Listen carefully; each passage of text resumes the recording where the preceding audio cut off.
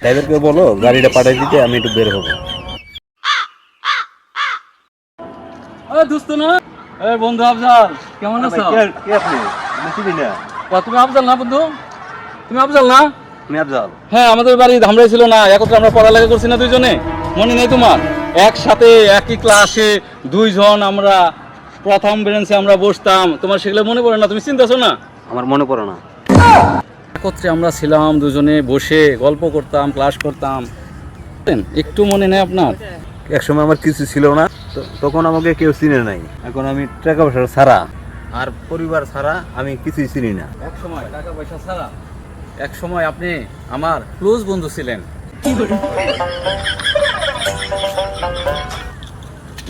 হালার বুয়াইছে, যখন আমার কিছু ছিল না এখন বাদ দেওয়া হয়েছে, এখন আমার টাকা পয়সা হয়েছে, এখন খাতি দিবার আইছে।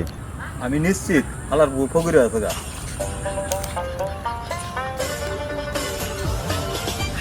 হাই রে পৃথিবী, এটাই দুনিয়ার নিয়ম।